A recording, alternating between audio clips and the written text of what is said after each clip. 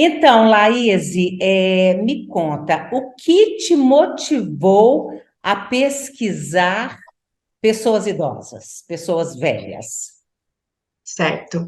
Bom, na verdade, lá no meu momento de formação ainda em psicologia, eu tive um breve contato, né, com o envelhecimento, que foi também minha pesquisa, né, de conclusão de curso, que eu estudei sobre o deixar de dirigir para as pessoas idosas, né, o impacto emocional que isso traz na vida dessas pessoas. Então, esse foi o meu primeiro contato. Depois eu me distanciei um pouco, né, da pesquisa, da vida acadêmica, fiquei mais, de fato, né, no exercício da clínica, e aí tive a oportunidade de retornar, né, para a vida acadêmica através do mestrado em Ciências do Envelhecimento, né, e aí foi onde eu comecei, de fato, a me interessar pelos estudos, né, sobre a população idosa e estou desenvolvendo a minha pesquisa. Pois é, mas é porque às vezes a gente vê o seguinte: o jovem não se interessa muito pela velhice porque ele não tem a dor da velhice, né? Sim. Quer dizer, isso é a minha impressão, tá? Confesso que tinha assim ali um pouco de receio se eu iria me identificar, né, com a temática, porque por mais que eu já havia tido um contato, ainda tinha um distanciamento. Eu comecei a perceber que quanto mais eu estudava isso, eu me identificava, porque para mim é algo atual, né? Até mesmo sentido como psicóloga clínica mesmo, né? Lidando com histórias das pessoas, como essas histórias se dão até chegar a esse envelhecimento de fato, né? Uhum. E a história da vida da gente, né, tem tudo a ver com a forma que a gente vai chegar lá na frente, né? Quer dizer, eu já estou lá, né? Sim. Sim, sem dúvida, tem tudo a ver, né? Algumas pessoas até falam que é o momento da colheita, né? Aquilo que a gente planta durante a vida, a gente colhe na velhice, né? Eu acho que isso é uma perspectiva comum, mas a gente só tem que tomar cuidado para não ser tão cruel assim, porque tem muitas coisas que acontecem também fora do nosso controle que afetam, né, o momento da velhice. Mas a história de vida tem a ver com a construção de pessoa, né? Com a construção do sujeito. Como que esse sujeito envelhece, né? Quem é o sujeito velho, né? Como ele chegou até aí. Pois é, a sua pesquisa é com pessoas idosas longevas, né? Sim. Que idade que tem essas pessoas? A partir dos 80 anos. A partir dos 80 anos. A E partir aí, o que que você está concluindo, né, de como essas pessoas chegaram, nessa idade, 80 mais de 80? Eu acho que isso é interessante, porque acho que a gente aprende também com as Sem histórias das dúvida. outras pessoas, Uhum. né? As pessoas, pelo que eu estou conseguindo colher, né, já de produção científica, elas estão envelhecendo com uma diversidade muito maior, né? Até quanto a gente fica pensando, né? De como os nossos estilos de vida chegam na velhice também, né? O quanto que a gente tem ali algumas pessoas, uma perspectiva, planos que ainda, né, conseguem fazer dar sentido, não só aos dias, mas a conseguir perceber que ainda tem um futuro, né? Por mais que se tenha um passado maior do que talvez um futuro, mas isso não precisa ser um limitador, né? Eu acho que entra o que a gente usa muito hoje como a ressignificação, né? Da pessoa também nesse momento da vida, né? A gente Uhum. também tem as pessoas que sofrem, que é mais dolorido, que é mais difícil, né, encarar esse momento, não só por um comprometimento de funcionalidade, né, física, mas não conseguem, né, não tem recursos ali emocionais e psíquicos, às vezes, disponíveis para lidar de fato com as modificações, né, com o eu velho, com lidar com as modificações no corpo, né, com os impedimentos muitas vezes que vêm, tanto externos quanto internos. Né? Então, e também temos as pessoas que, infelizmente, não têm essa opção de escolha, né? Porque elas já foram ali acometidas ou por algum comprometimento na saúde, ou então por alguma questão familiar. Então, esses são os três grandes grupos, né, que a gente vivencia hoje. Uhum. Quando você fala em recursos psicológicos, né, eu acho isso interessante, que você fala muito em luto antecipatório, né? Tá? O luto antecipatório ele vem como uma estratégia mesmo da gente conseguir se reorganizar no momento da velhice. né? Então, com essa concretização, né, de estar de fato vivendo a velhice, de ir percebendo no corpo, né, a passagem do tempo, no fato da mente muitas vezes desejar algo, planejar alguma ação e a gente não conseguir cumprir com a mesma expectativa, né, que a gente havia imaginado, uma tarefa simples, às vezes, do dia a dia, né? Então, tudo isso vai aproximando o sujeito da própria finitude, né? E o luto antecipatório, ele não vem só para pensar a morte concreta em si, né? Morreu, teve ali a celebração de despedida, do enterro e acabou. Mas o quanto que a gente vai se aproximando com a nossa finitude e a gente tem a oportunidade de trabalhar essas perdas também, né? Essas modificações. Como? Não Como assim? a possibilidade, por exemplo, de ganhar novos sentidos, né? O ressignificar. Então, talvez eu não trabalho mais, uma pesquisa muito interessante que eu tive contato recentemente, né, de alguns homens que, hoje velhos, estavam falando da importância do trabalho, né, na vida deles. E eles já não trabalham mais, porém, eles esperavam que fosse um momento muito dolorido, muito difícil da vida. Só que eles foram percebendo com a saída, né, do trabalho, que em casa vinham os netos, os filhos haviam crescido, né? E eles poderiam ali auxiliar os filhos de outra forma, levando, buscando em algum lugar, cuidando dos netos, né? Então, e o resultado, né, do relato deles é que, por mais que houve esse estranhamento, sim, como pessoa, dessa mudança de lugar, de produtividade, né, vamos dizer assim, mas eles ainda conseguiram encontrar um sentido. Então, eles lidaram com essa perda do papel do trabalho, né, nesse lugar social do trabalho, do laboral, na sociedade, mas se encontraram em outro lugar. Por exemplo, isso é uma forma de lidar, né, de encontrar um novo sentido. Né? E quando você me pergunta dos recursos psíquicos, isso tem a ver com a história da pessoa, né? O suporte social, o desenvolvimento, né, da família, como que é esse grupo, como que essa pessoa se enxerga, né? Ela acha que ela é uma pessoa que ela pode ali atuar na sociedade ou não, né? Ela só pode atuar na sociedade a partir do trabalho, ou a partir do relacionamento, ou a partir do papel da família, né? Na velhice, talvez a gente pode pensar essa interiorização, né, do quanto que o sujeito ele volta para si, né, porque os grandes projetos muitas vezes já foram realizados ou então foram deixados no meio do caminho. E agora, né? Eu quanto pessoa, eu quanto sujeito, o que é que eu encontro dentro de mim? Eu trago a temática do luto antecipatório e aí falo da proximidade da finitude, todo mundo, então ela está falando das perdas da velhice. Não só, né? Talvez muito mais pelos ganhos, né? Você conseguir fazer esse processo de luto, que o luto é o processo de trabalhar essas perdas, né? Então, se a gente consegue passar por esse processo, a gente está tendo um ganho. Está tendo um ganho de sentido, um ganho de perspectiva, um ganho de vida, né? Um ganho de novas experiências, novas modalidades de viver, e não só no sentido funcional, né? Não só no que se coloca muito hoje de envelhecer bem, envelhecer saudável, mas de conseguir de fato envelhecer como pessoa, né? Se sentir pertencente a esse grupo também. Né? Eu Uhum. acho que a gente tem como ser humano essa necessidade de pertencer a grupos. Né? Então, essa necessidade de pertencer a grupos, né? O que que você está percebendo isso na pesquisa com os idosos? Mais uma vez, essa variedade, claramente, né? Mas eu percebo que um grupo que tem muita influência é o grupo familiar. Né? Tem muitas dores e também muitos amores, né, nas relações familiares.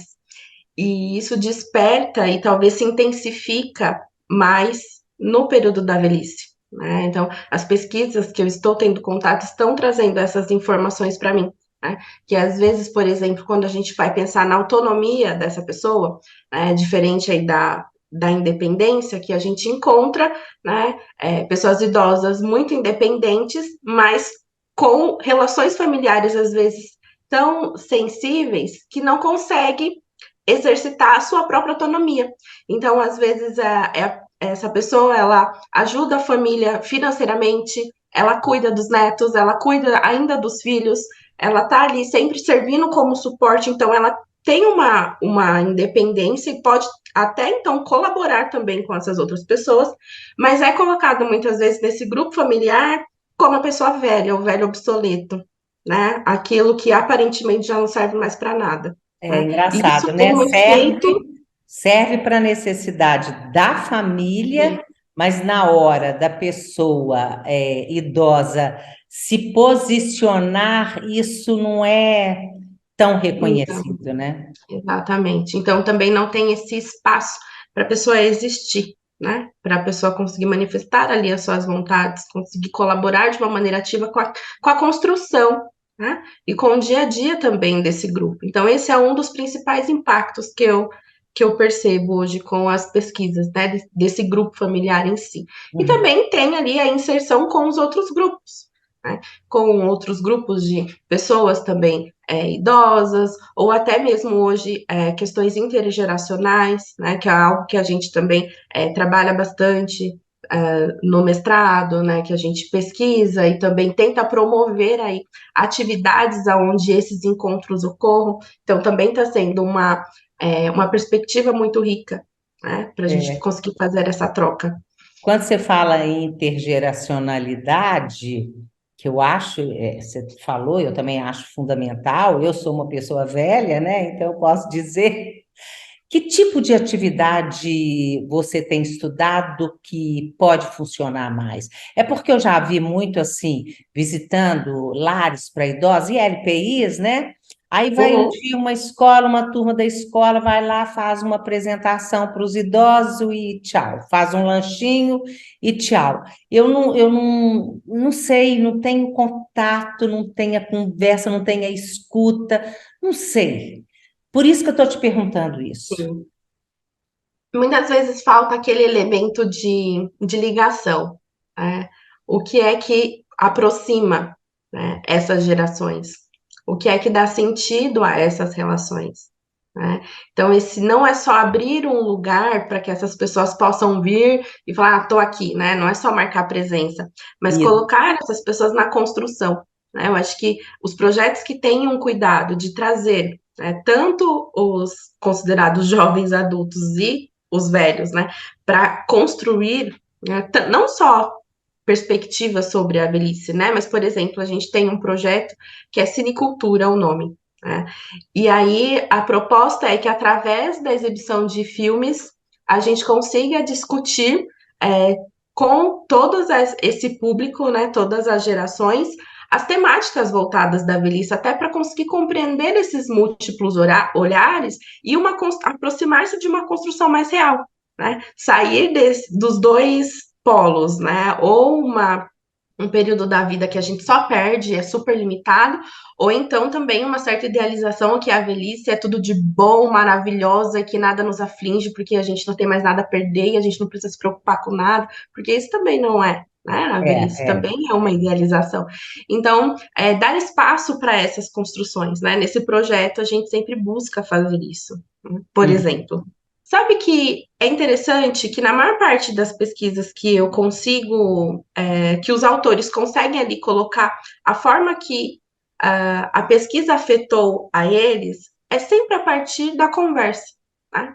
A partir ali da troca, da história, né? Isso acontece comigo também. Quando eu estou fazendo uma leitura e aí eu leio ali um certo trecho, por exemplo, do que uma pessoa entrevistada, né, idosa, falou sobre aquilo, eu falo, gente, mas como será que foi, né, vivenciar isso daqui? Como será que essa pessoa chegou até aqui, tendo vivido isso lá na década tal, né, passado por toda essa questão social? Então, eu acho que isso também faz a diferença de uma maneira efetiva, né, para gente. O que você está aprendendo com tudo isso?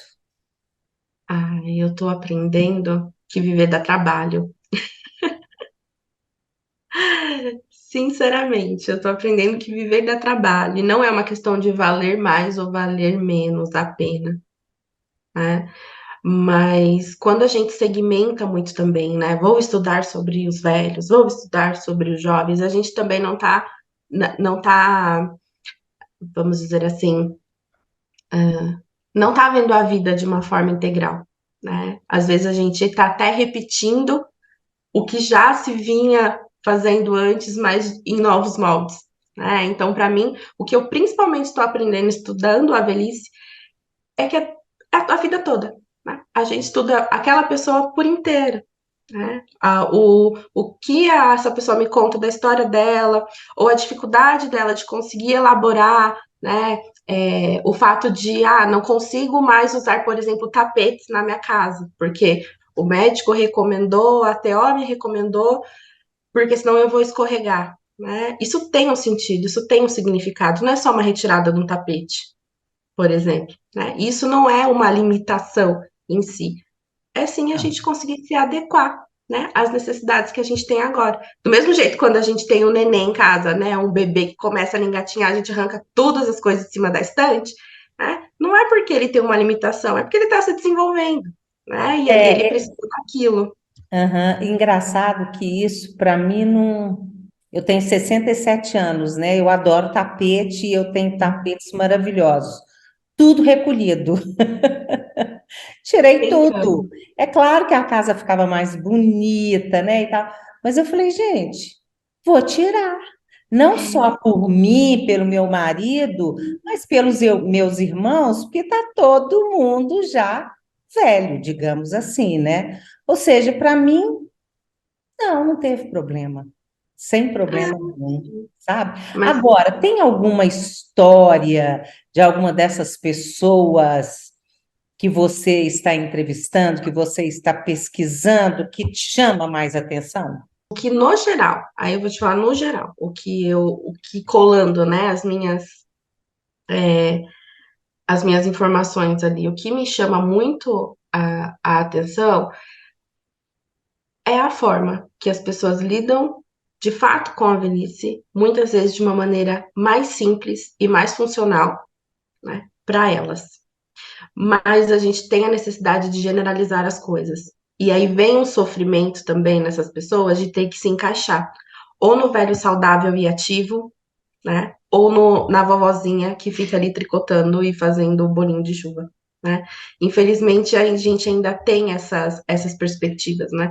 E assim como em outras fases da vida, eu percebo que a necessidade de se encaixar ainda é uma das fontes do sofrimento dessas pessoas, né? É onde ali retira um pouco da espontaneidade, né, que talvez poderia ser exercitada mais nesse momento também da vida, né, de conseguir observar, de conseguir aproveitar, de conseguir estar ali em contato com coisas que de fato lhe fazem sentido, até a gente pensando nessa proximidade aí com a finitude, mas ainda tem uma preocupação muito grande em se encaixar em modelos para daí a sua existência ser validada. Uhum. Então eu percebo muito esse sofrimento. Exemplo prático. A precisar manter o mesmo ritmo, por exemplo, de cuidados com a casa, de cuidados consigo, de cuidar das pessoas, estar sempre na mesma disponibilidade, né? E a gente já não tem mais esse mesmo ritmo, a gente tem outro, né? Mas não aquele mesmo, até porque talvez aquilo nem é mais tão prioridade para a gente, né?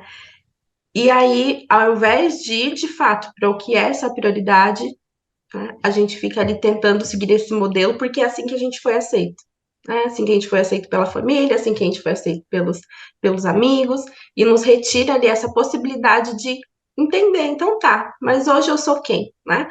Se quando a gente é criança, a gente é um, adolescente é outro, adulto é outro, por que que na velhice tem que seguir a mesma coisa? Por que que a gente não pode ali, então tá, quem eu sou agora, quem eu tô agora, né? Eu brinco com essa coisa de quem sou eu não existe, é quem eu tô, né? Quem tô eu? Né, agora. Então, às vezes, fica muito preso, né? Os estigmas de que os velhos não têm desejo, que não podem namorar e que não querem. E, enfim, tem toda uma impossibilidade, né? Uma impossibilidade que acaba sendo acatada e que não é real, né?